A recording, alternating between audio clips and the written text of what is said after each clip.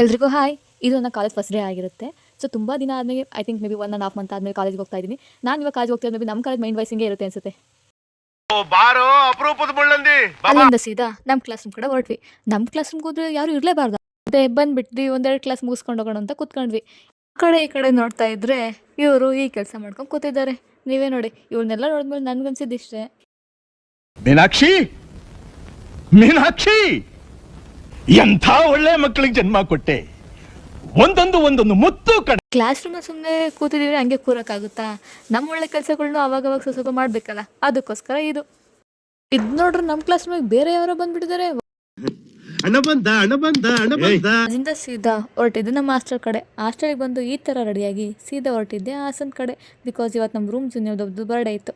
ಅವ್ರ birthday cake cut ಮಾಡಿಸ್ಬೇಕು ಅಂತ ನಾವೆಲ್ಲರೂ ಹೊರಟ್ವಿ.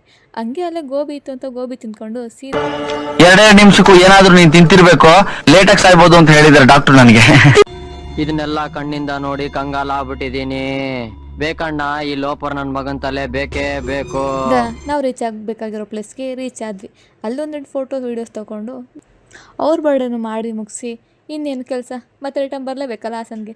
ಸೊ ಮಹಾರಾಜ ಪಾರ್ಕ್ ಹೊರಟ್ವಿ. ಹಾಸನ್ಗೆ ಹೋಗಿದ್ವಿ, ಮಹಾರಾಜ ಪಾರ್ಕಿಗೆ ಹೋಗಲೇಬೇಕಲ್ವಾ. ಸೊ ಅಲ್ಲಿಂದ ಸೀದಾ ಮೊಸರು ಬಂದು ಒಂದು ಕಾಫಿ ಕೊಡ್ದು ಇಷ್ಟು ಸಾಕು. ಮತ್ತೆ ಸಿಗುವ, ಬಾಯ್.